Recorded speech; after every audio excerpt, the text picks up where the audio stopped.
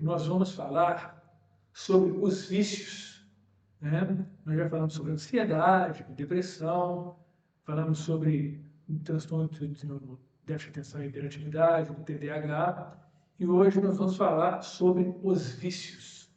E o que tem a ver os vícios com a neurologia, com a psiquiatria, sendo que é aparentemente só um distúrbio de comportamento? Bom, por trás dos vícios, temos muita engenharia biológica envolvida nisso tudo. Muita neurotransmissão, muitos sinais e sintomas que mostram as pessoas viciadas em qualquer coisa, desde trabalho até jogos, pornografia, compulsão por compras, bebida, drogas, enfim. Por quê? Porque as pessoas, elas veem, num sentido muito claro das coisas, a felicidade, o prazer, principalmente, que é o que o vício dá momentaneamente. Mas, voltando aqui, milhares de pessoas no Brasil estão endividadas. Esse é o grande cenário brasileiro. E não vou falar por jogos de azar somente, sendo um grande fator hoje em dia, mas também vícios em compras de roupa, em casas, em carros comprados de forma parcelada, ou seja, uma pessoa que tem um salário de 3, 4 mil reais compra um carro de 150 mil, sendo que a parcela desse carro gira em torno de 2 mil reais. Então ele vai gastar, tem 4 mil, gasta um carro de 100 mil e tem 2 mil de parcelas a serem pagas. Diante disso, essa pessoa gera o quê? Um ciclo vicioso. Por quê? O próprio vício da compra, né? Ou seja, de você comprar algo que você não tem capacidade de pagar, gera um mecanismo ansioso, de ter que trabalhar mais, de ter que se esgotar mais, e se desconta o quê? Na bebida. Então, na bebida, nas drogas, enfim, quando usa, mas a bebida é a grande droga aceitável ou lícita no momento. Então, o que acontece? Quando há esse mecanismo de recompensa, você vê, né, um carro, né, ou então um próprio celular caro, ou então um tablet, ou então um presente para dar para um filho, né? E aí você se envolve emocionalmente com aquela vontade de ter, e que gera você aquela cobiça, né? Aquela cobiça mental de que você quer ter, de que você quer ter, e que tudo gira em torno daquele seu horizonte que fica totalmente fechado. Quando ele fica totalmente fechado, você não vê outra felicidade, outro prazer, outra recompensa a você comprar aquilo. Então, quando você compra, você tem aquele momento, você pegou na mão o celular, você pegou o seu carro, você está dirigindo, mas de repente no dia seguinte, né, ou no mês seguinte até, você chega e fala assim, poxa, eu tenho que pagar esse boleto aqui. E você não pode comer a pizza no final de semana, você não pode viajar com sua família, você não pode descansar. E aí você procura um emprego, não tem, é mandado embora, aí você vai ter que vender o próprio celular que você comprou, ou que você comprou para o seu filho, né? Você vai ter que fazer outras coisas para você criar, você manter, né, o mecanismo do vício, manter o ciclo vicioso do vício. Isso a gente acontece de várias formas diferentes. Vamos falar das pessoas que têm vícios em drogas, né? Então, o vício em droga é a busca do prazer imediato. É dopamina circulando o tempo inteiro. Isso você não encontra somente, né, no uso de drogas, cocaína, né, as anfetaminas. E depois vou fazer um paralelo com as drogas das anfetaminas, né? A cocaína, a heroína nos Estados Unidos é usado muito, e você tem aquele prazer, você tem aquela recompensa, aquela taquicardia, aquela sudorese, as pupilas dilatam, né? E você usa aquilo e se sente muito bem, muito sem dor nenhuma e tal. E aí quando vê, passa o efeito, você quer ter aquela sensação novamente. Só que gera um tempo, né? A pessoa não começa a ser viciada no primeiro dia. Ela sempre tem prazer muito bom, depois tem uma certa ressaca, aquele bode, né? Aquela ressaca da próprio uso desenfreado da droga naquele dia, depois você procura novamente aquela droga, e depois vai de semana em semana, de 3 em 3 dias, depois diariamente, depois você larga tudo por causa da droga. E aí a gente tem várias situações de pacientes que até se prostituem, né? Vendem tudo na casa, roubam os pais. Primeiro roubam os pais, depois roubam na rua mesmo, né? Não fazendo assaltos, mão armada, mas furtos em casa, entra na casa dos outros, compra a televisão, pega a televisão, vende, a toca de nada, rouba o celular correndo, vai fazer para vender a droga, vai vender para consumir a droga. E a pessoa perde completamente a dignidade. Por quê? O único prazer que ela tem é o prazer da droga. E além de outros problemas, vou falar um caso aqui, muito importante, que é um caso que eu tenho certeza, que se você não tem isso, alguém você conhece que tem. Vício por compras. Vício por compras.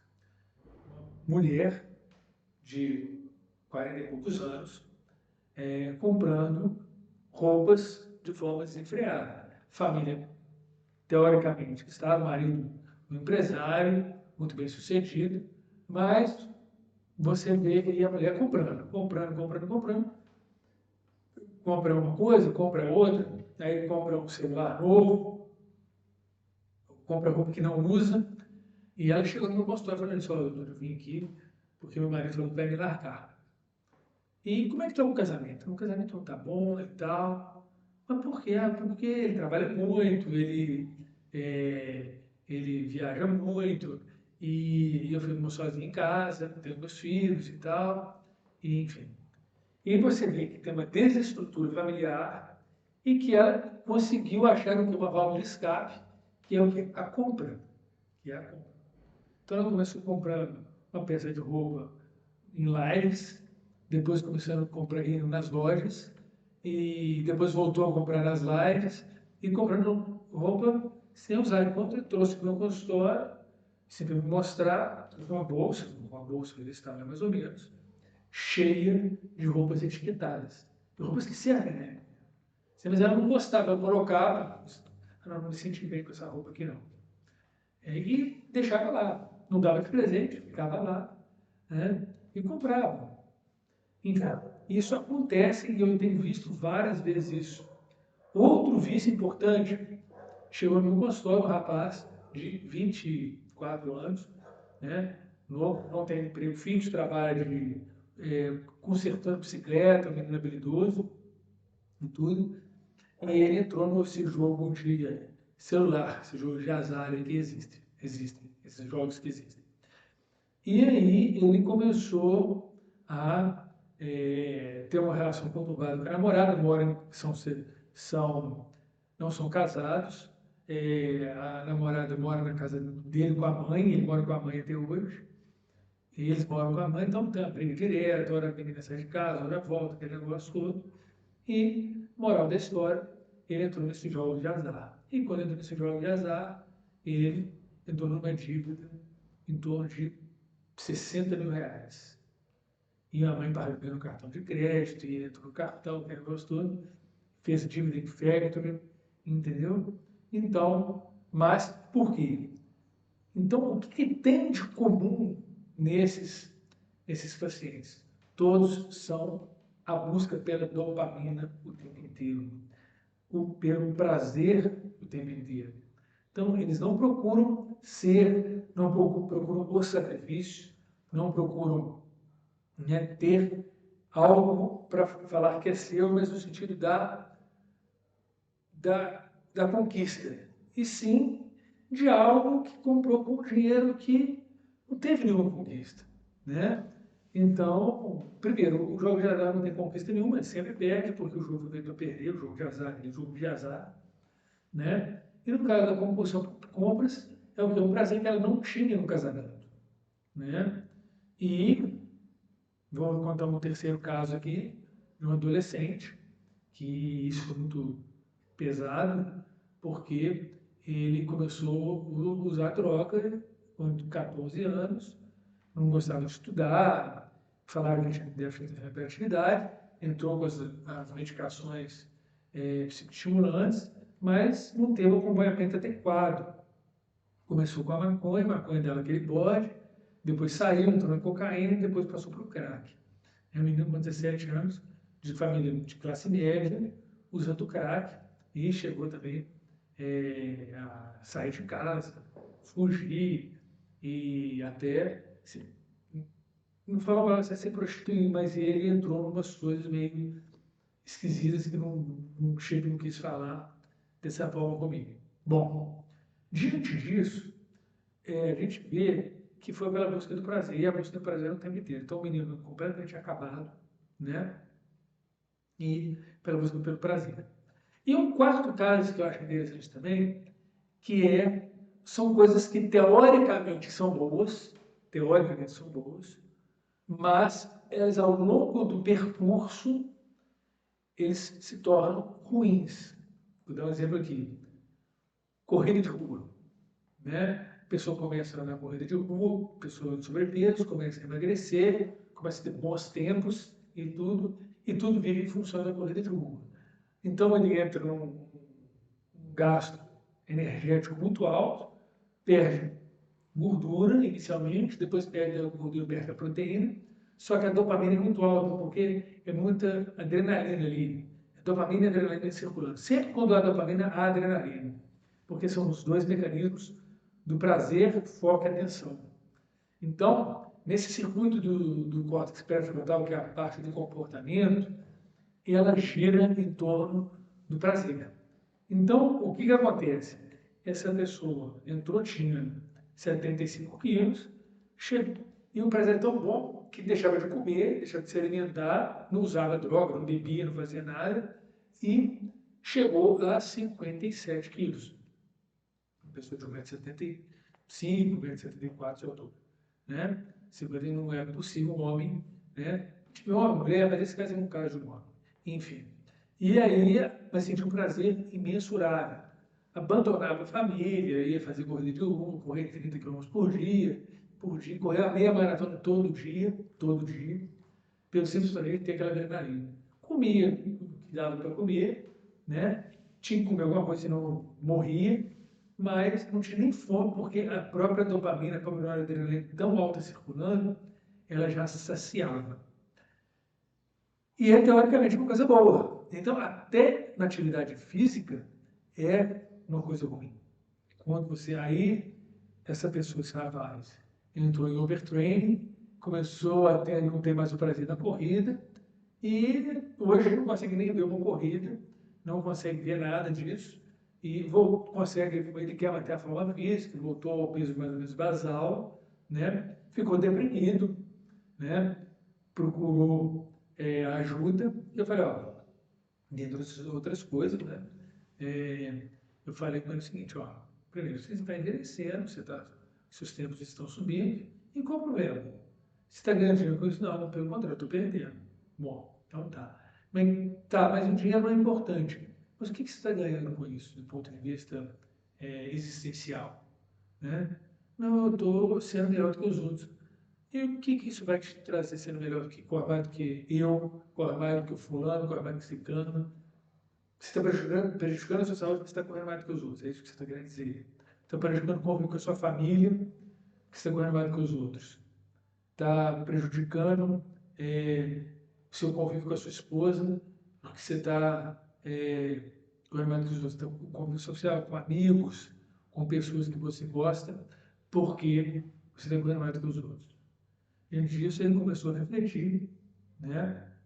E indiquei para ele, né, um livro muito interessante, que é o livro da Imitação de Cristo, do Thomas Kempis, né, do padre de alemão, que depois foi para a Itália, né, e viveu lá no Mosteiro de Santana.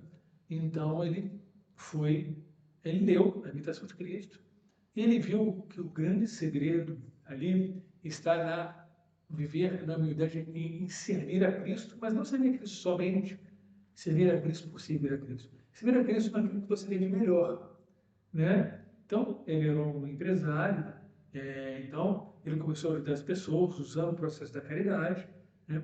E isso trazia coisas boas para ele.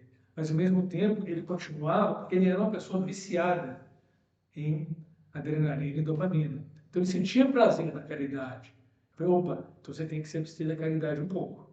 Você dá, faz a caridade, mas dose essa caridade. Porque até a caridade demais você começa a largar outras coisas, inclusive em casa. Começa a fazer caridade dentro de casa, né? Com os filhos, fazer a tarefa com os filhos. Poxa, mas a tarefa com o filho é tão difícil, dá tanto trabalho.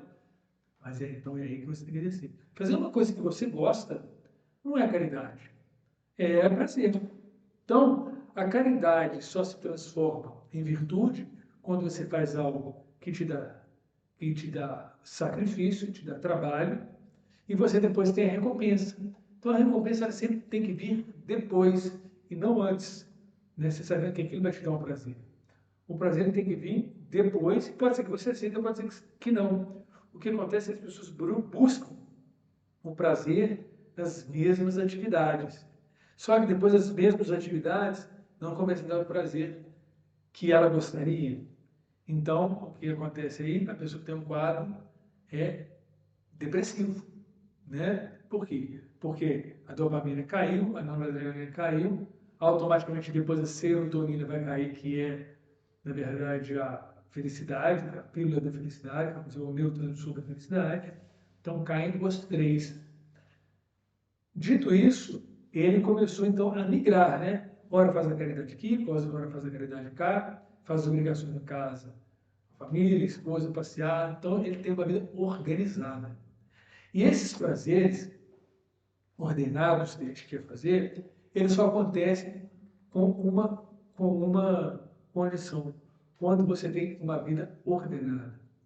É lógico que a vida ela é uma desordem completa, porque as coisas não acontecem do jeito que a gente quer. Por exemplo, se um dia que você vai ter finge que você vai fazer uma festa para o seu filho de aniversário, céu aberto, só que é época de chuva, então tem chance de chover. Então você não quer que chova, você fala assim, ô São Pedro, não chove hoje no aniversário do meu filho, você reza, mas vai chover porque a natureza precisa de água, o tempo está quente, está tudo correndo de forma que vai chover, então você vai ter que entender que a chuva vai cair, né? Então gera uma ansiedade. O poder da gente, ele é muito pequeno, né?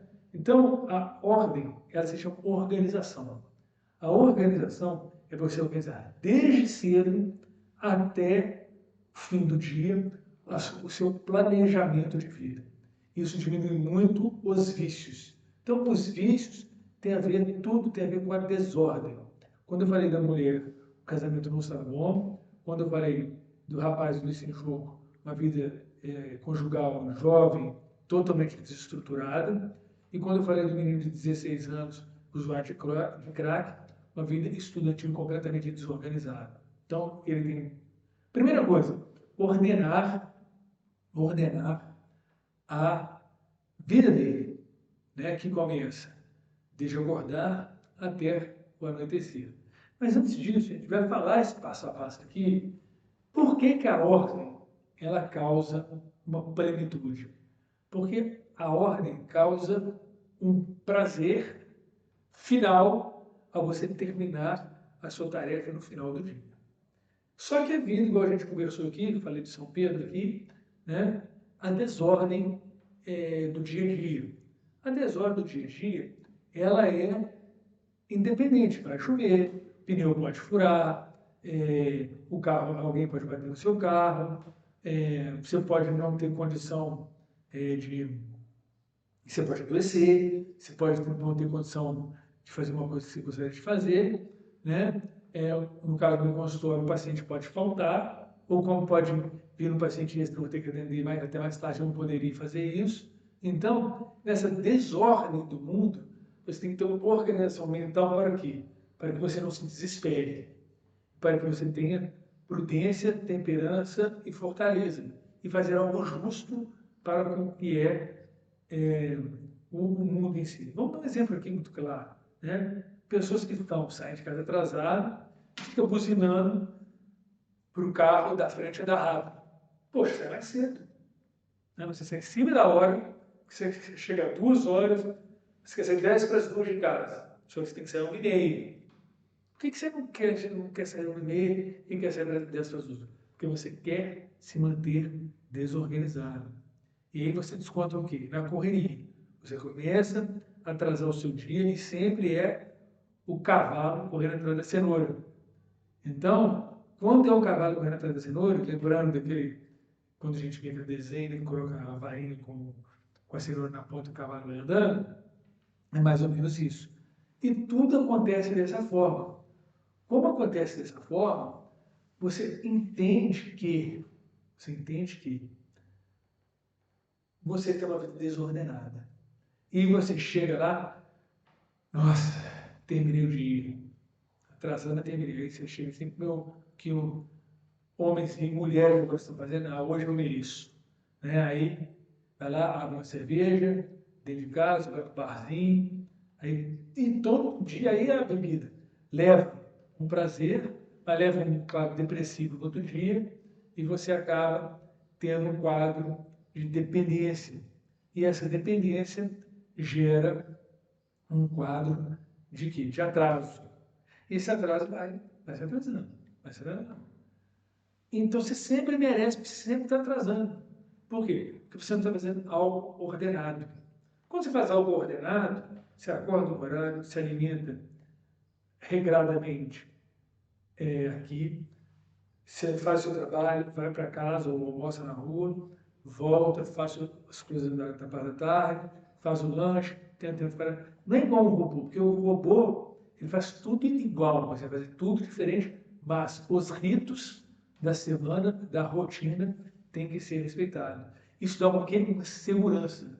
E você não precisa de descontar nos vícios de qualquer coisa, seja de álcool, seja de drogas, seja de compulsão alimentar, tá? Seja de pornografia, seja de jogos de azar, de qualquer coisa. Por quê? Porque você ordenou a sua vida. E a ordenação da vida, ela não é só de uma ordem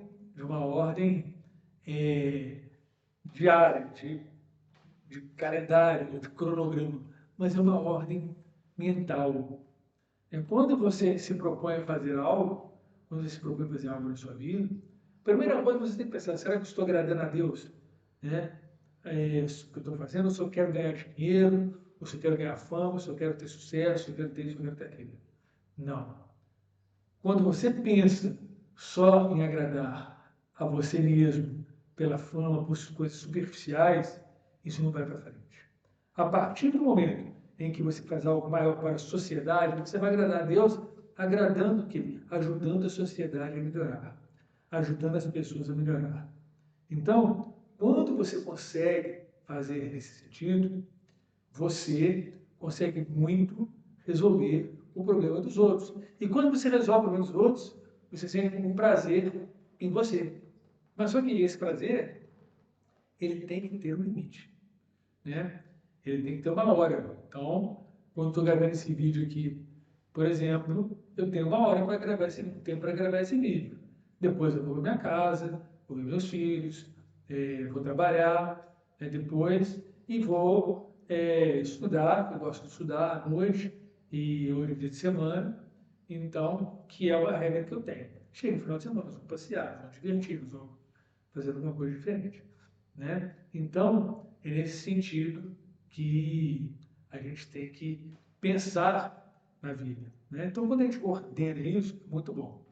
Então, quando a gente fala em agradar a Deus, né? E a gente escolhe lá atrás, lá na parte da adolescência, eu quero, no meu caso, eu quis ser médico. Eu não quis ser médico porque desde criança eu quis ser médico. Eu quis ser médico porque me deu uma sensação de ajudar as outras pessoas, né? Então, comecei a fazer medicina e tudo. Achei, às vezes, o conteúdo inicialmente muito complicado, né?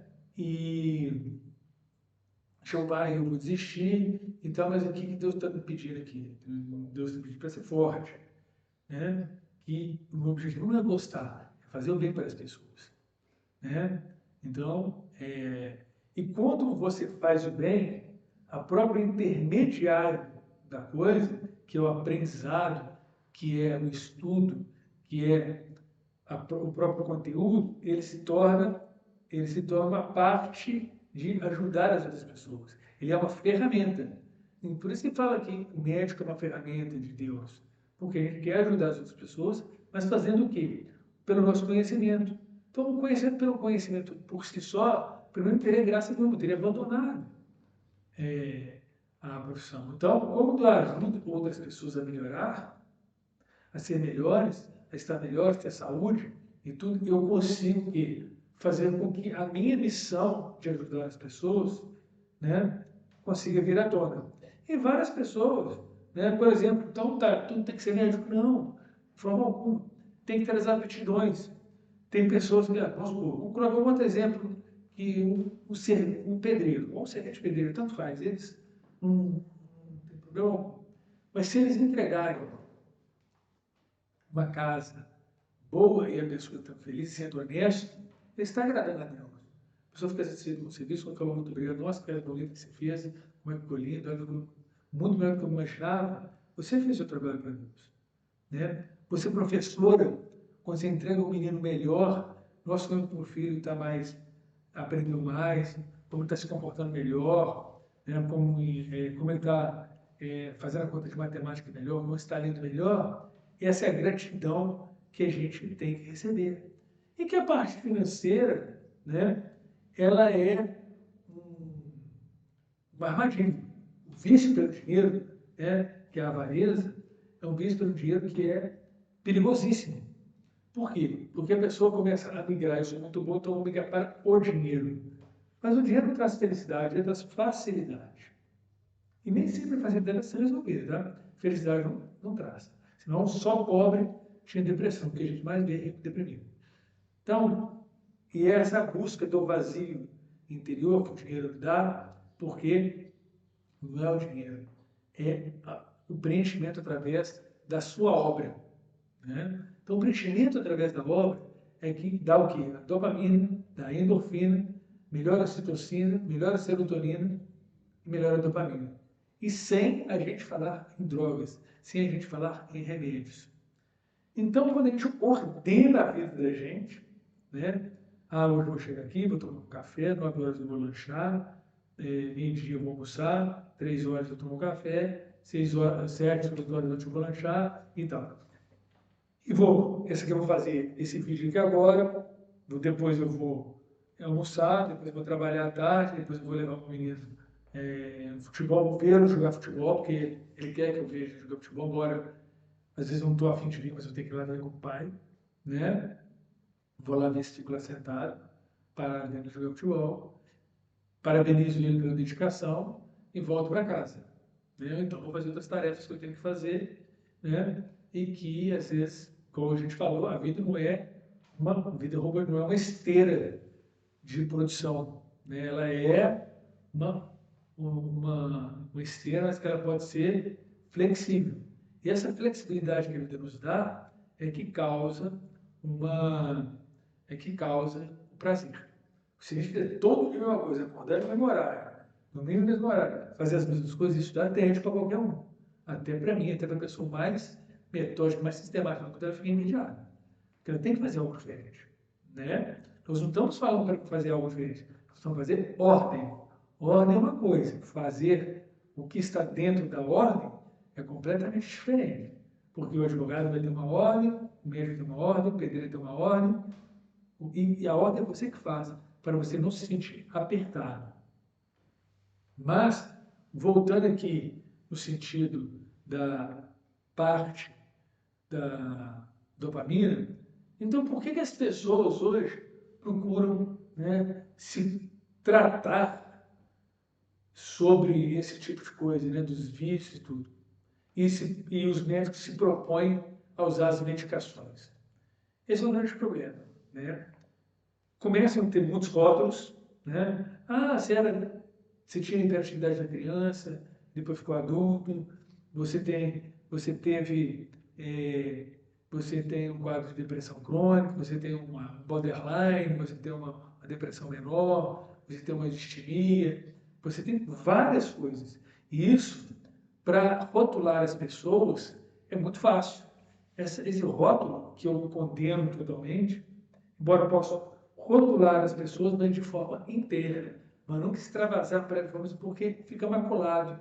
Ah, o seu filho tem TDAH, você tem depressão, você tem transtorno bipolar, você tem distimia, você tem transtorno menor, depressão menor, enfim, você tem alguma coisa que te rotula e que se cria dentro de você o quê?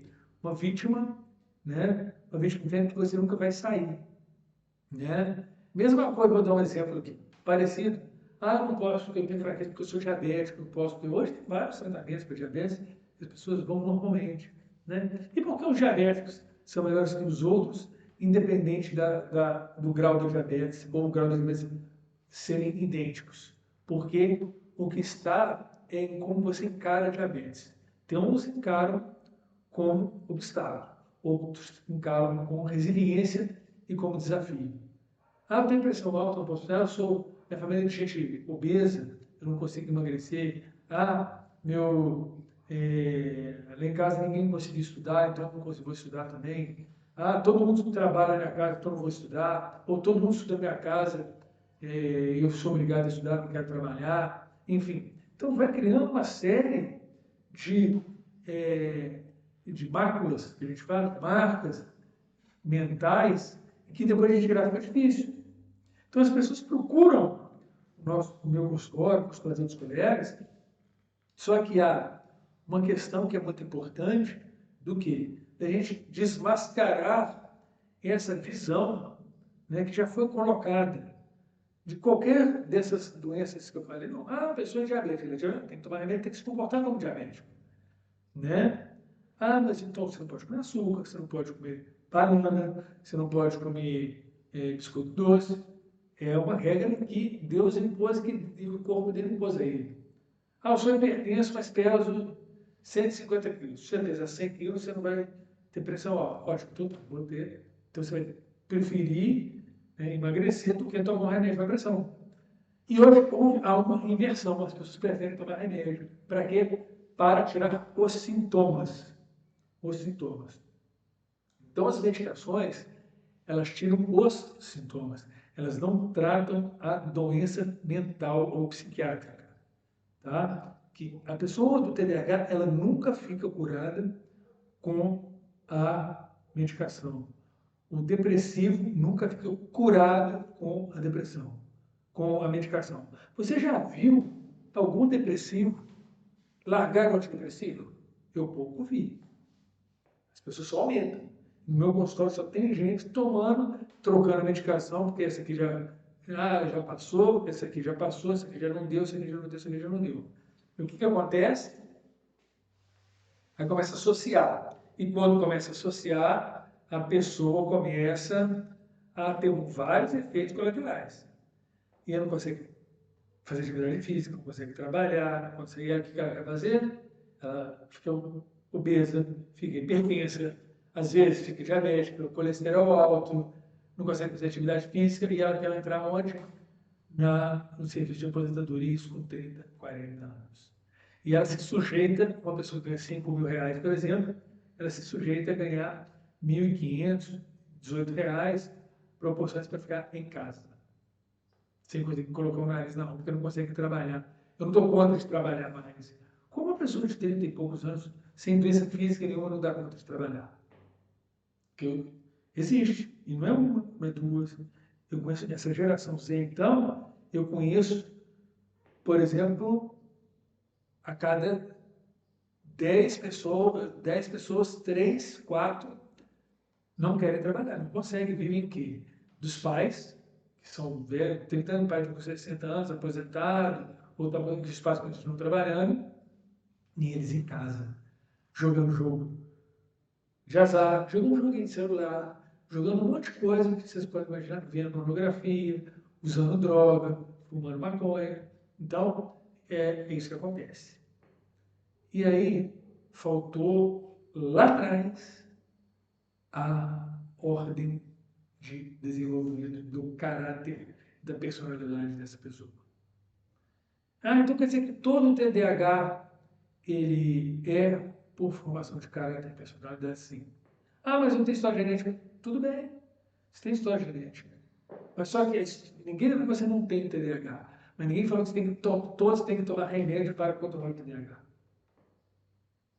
Então, quando você tem essa sensação de que você pode controlar o TDAH, você pode sobreviver sem usar um psicoestimulante, ou no caso deprimido, eu sou deprimido, que minha mãe é deprimida e meu pai é deprimido. Mas se for uma depressão reacional, né, por que você está deprimido? Porque você tem, né, uma história, você tem um temperamento melancólico, um temperamento mais fechado, você tem mais tendência a absorver o problema dos outros dessa forma, e aí você tem uma sensação de que você é incapaz, de que você é impotente. E aí você entra aqui no ciclo vicioso. No ciclo vicioso do TDAH, no ciclo vicioso da depressão, no ciclo vicioso da bipolaridade, no ciclo vicioso da depressão e da ansiedade. Então, quando você ordena, e como que a gente ordena isso? A gente ordena através do quê? Das virtudes, sejam elas cardeais e sejam elas teologais. Cardeais, prudência, justiça, fortaleza e temperança, e as teologais, fé, caridade e esperança. Então, quando a gente entende isso, a gente vê que nós somos capazes de conseguir, através de comportamentos, melhorar o nosso desempenho. E esse desempenho não quer dizer que você vai ser melhor, porque você não tem que comparar você comigo, comparar com colegas, comparar com qualquer outra pessoa. Você tem que comparar com você mesmo. Onde você está e onde você chegou. Isso é uma coisa importante. Então, onde você está e onde você chegou é que é importante você descobrir. Né? Por quê? Porque cada um tem as suas aptidões, cada um tem a sua capacidade de entendimento, em que, sendo um exemplo claro aqui, né? Se eu chegar com você e falar assim, eu quero ser presidente dos Estados Unidos. Você fala, esse cara é louco. E de fato eu estou, se eu falar realmente com verdade, né, falar realmente eu estou falando isso, né, que eu acredito naquilo, eu estou num delírio, que um delírio existe, pode haver um delírio. Mas a partir do momento em que eu quero tentar ser um presidente do Brasil, mas eu tenho que fazer algo, tenho que começar como vereador, tenho que começar ou como prefeito, ou tentando deputado, e por aí lá, quando eu tiver, sei lá, 20, 30 anos de carreira, eu posso tentar, através de articulações, chegar a ser a presidente, né, do Brasil. Mas isso não quer dizer que eu vá chegar, eu tenho a pretensão de chegar. Como eu quero ser médico, até quando eu vou chegar na minha profissão de formação e tudo mais, até onde eu vou chegar nessa formação. Então, cada um sabe que quando você tem uma caminhada até onde você quer chegar, essa caminhada ela tem que ser factível, ela tem que ser viável. Entendeu? Vou chegar na Lua. Pera, mas você está fazendo alguma coisa? Você está estudando inglês, você está indo para a NASA, está indo para... Não estou fazendo nada disso. Como é que você vai para a Lua? Então, um caso de um colega meu muito interessante, conhecido meu, né? É verdade. Isso lá atrás, um amigo dele ele falou que ia ser piloto de avião. Eu falei, que isso, rapaz? Você vai ser piloto de avião, né? Você nem sabe estudar. Então você vai aí, aquela conversa de tonto, né? De bêbado. Chegou e falou assim, você vai ser piloto de avião. E o moleque começou a estudar. E isso tinha 19 anos, 20 anos. Passou no concurso lá de piloto de avião, acho que foi para para a parte de aviação, não foi para essas aviações militares, de civil, formou em inglês, formou na aviação civil, começou como copiloto e hoje é piloto de voo internacional. Então, assim, num desafio, ele E não foi um desafio porque o colega desafiou. Ele já queria ser piloto, só que externou o que ele queria ser. E o colega disse, você não tem capacidade de ser piloto de avião, não. Aí ele falava, então eu vou te provar que eu posso ser piloto de avião. Então, quando chegou nesse ponto, ele já sabia o que ele queria, esses 20, 21 anos. Hoje ele tem 40 e poucos, 45, 46 anos. E de voo internacional, piloto de voo internacional. Então, ele já tinha o quê? O imaginário dele formado, que ele queria ser piloto, só que estava naquela zoeira de gente adolescente, e chegou lá, um colega desafiou e falou, então agora é hora. E foi, enfiou a cara e falou, eu vou fazer. E aí ele vestiu a camisa. Então não tem tempo, não tem hora, não tem momento. Pode dizer que você aos 30 anos, que nunca fez nada, pode se tornar um piloto de avião, pode se tornar um médico, um dentista, um enfermeiro, pode aprender um curso técnico, pode abrir uma loja, pode virar um empresário. Quantos que a gente conhece que começou do nada, começou do zero? O mais importante é ter a vontade, não é a força de vontade, é a educação da vontade. É você não deixar que a sua atmosfera te atrapalhe a chegar onde você quer chegar. E aí você larga todos os vícios da bebida, de sair com a galera, você vê que essas amizades já não são mais tão boas para você, ou são boas para você começar a se lembrar da pessoa de antigamente, mas assim, não é amizade mais, né? Então, chega nesse ponto em que fica muito tranquilo essa situação. Então, quando eu comecei lá embaixo, né, nunca imaginei chegar aqui. Pelo contrário, Deus me deu muito mais do que eu mereço, né? Mas então quer dizer que eu, com a idade que eu tô, vou parar, vou deixar tudo para lá, agora então vou jogar. Não, pelo contrário, agora eu tenho que servir mais. Agora que eu tenho que me doar, mas agora eu tenho mais fome de trabalhar. Não porque eu não quero ficar em casa, mas é porque eu tenho mais conhecimento para doação. Entendeu? Então, quando você coloca isso no papel de doação, vem a caridade, você consegue modificar o que o suplício que sai de sua casa para trabalhar, e você vai ter mais dificuldade até de descansar. Descansar que eu gosto de divertir, de beber cerveja, de sair com os amigos. Você vai ter o quê? Dificuldade de descansar. E vai querer trabalhar o tempo inteiro. Por quê? Porque você está servindo, fazendo algo de útil. Isso é a maturidade, que isso pode chegar 30, 40, 50, 60, tem gente que nem chega também. Tem gente que nos 10 já chega. Por quê? Porque tem o quê? A questão do ambiente, tem a questão da genética, do temperamento e da hereditariedade. E de como passa-se a vida. Né? Os pais, independente da classe social, que passam a mão na cabeça das crianças por conta do dinheiro, nunca, por conta que não vamos deixar ele passar perto, não vamos deixar nada disso, no final dá sempre errado. Sempre errado. Sempre.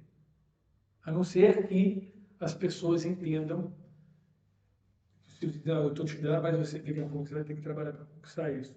Isso é importantíssimo. Né? Então, isso cria uma mentalidade vencedora de que a pessoa ela tem que por mais que ela queira se divertir, encontrar com os amiguinhos, tá tudo, mas ela já não tem tempo mais para brincar. O brincar dela é sério. Por exemplo, no jogo de futebol, no jogo de futebol, ele joga para ganhar, né? Nem joga para ganhar porque ele quer ser melhor do que joga porque ele quer ganhar, porque o objetivo do jogo é ganhar. O objetivo do jogo não é divertir. O objetivo do jogo é ganhar, senão todo mundo precisa contar, então não tem placar. Se o objetivo não é ganhar, nós não temos placar. Tá? Quando eu cheguei na corrida, primeira coisa, meu filho chegou e falou assim, meu filho teve uma competição de natação, ele ficou em segundo lugar, se não me engano, na época, estava começando a nadar, ele nada muito bem, né? E quando foi ver, eram mais de 8 ou 10 alunos nadando na piscina, foi semifinal, final, todos os 16 alunos ganharam medalha. Aí ele falou, pai, peraí. E a medalha é igual. Eles subiram no pódio, no segundo lugar e tudo e tal. Mas falou, pai, isso com 9 anos de idade. Falou, todo mundo ganhou medalha. Falei, pois é. E o que você acha? Aí eu perguntei para ele. Ele falou, não tem graça, eu vou nadar mais não. Porque se todo mundo ganha medalha, não, meu filho, mas é só, não, eu vou nadar, vou partir para outro lugar.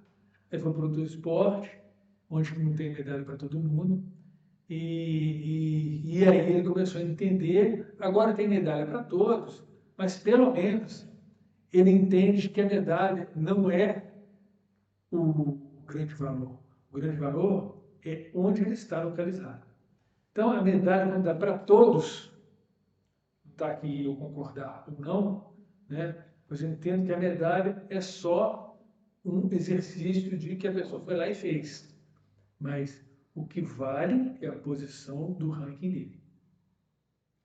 Então, isso eu fui aprovado no vestibular, eu fui aprovado, mas não fui classificado. Então, você não foi aprovado. Se você tivesse entrado nas vagas que você merecia, que tinha, você seria aprovado, você não foi aprovado. Você conseguiu nota mínima para não ser desclassificado. Você não foi aprovado. Né? Eu fui aprovado na prova de concurso para juiz. Você ficou em que lugar? Fiquei em centésimo lugar, foi classificado. Foi aprovado. Mas quantas vagas? Uma. Então você não tem mínimo de caminho. Né? Então, quando você entende isso, que você tem que buscar algo maior, independente do resultado aqui, né? O processo te tira dos vícios. O processo te tira dos vícios. Né? Eu não posso beber porque eu tenho que jogar bola, eu tenho que fazer isso. Eu não posso beber, eu, por exemplo, não bebo. Por quê? Porque vai atrapalhar meu desempenho no meu trabalho. Eu não vou dormir tarde porque amanhã eu tenho que trabalhar com as cedo e atender meus pacientes. Às vezes sábado, eu vou dormir cedo na sexta-feira, porque sábado eu tenho que viajar cedo, porque eu tenho que ir para casa da minha sogra. Então, tudo isso é uma organização. Então, quando a gente organiza, a chance da nossa vida estar errada ou diminuir os nossos erros é muito grande. Agora, quando a gente está desorganizado, a gente erra diagnóstico toda hora. As pessoas erram diagnóstico toda hora. Por quê? Porque elas não têm um pensamento organizado. Então, para a gente entender melhor, que Caio saiba muito bem isso, né? A organização ela vem de uma organização mental. Né? A organização mental, é claro que todas as atividades, né, elas são atividades, muitas são atividades de meio, medicina é uma delas, né? Mas não quer dizer que a gente não possa sentir um pouco de remorso ou de tristeza quando a gente não faz um diagnóstico, ou quando a gente erra um diagnóstico, porque pode ser que muitas das vezes, algumas das vezes, aliás, a gente pode se equivocar inicialmente. Né? Mas não pode se tornar uma regra. E essa regra não pode se persistir. Então, se alguém errou, onde eu posso acertar? Né? E a gente tem cada vez mais as cobranças do dia a dia em relação a isso. Então, tudo tem a ver com ordem, disciplina, motivação, educação da vontade e eliminação dos vícios. Então, quando você tem uma motivação, uma educação da vontade e você tem um alvo para você chegar, os seus vícios são amparados e você tem todo o processo de TDAH, de depressão, de ansiedade, de transtorno bipolar, todos limitados. Por que tem transtorno bipolar? Que só acontece em casa, não acontece no trabalho, não acontece na rua com os colegas. Porque o cara pode ter tendência a ser bipolar, mas ele é burro. Se ele pega um cara mais forte do que ele, o cara senta o bambu nele. Então, é aí que mora o perigo. Né? As pessoas são bipolares em casa, com o pai, com a mãe. Agora, na rua não são bipolares nada. E aí, que negócio que é esse? É educação. Fortaleza, temperança, virtude, prudência, humildade, empatia, magnanimidade, caridade, fé, esperança, constância, perseverança, resiliência, resistência, hombridade, lealdade, dignidade. Então, todas essas virtudes que se desdobram nas 4 cardeais e nas 3 teologais, elas permitem com que você tenha uma vida sem vícios. Então, acompanhe a gente aqui nessas jornadas, a gente vai continuar fazendo esses cursos e o PDF a gente vai mandar para vocês a seguir. Então, até breve. Tchau, tchau.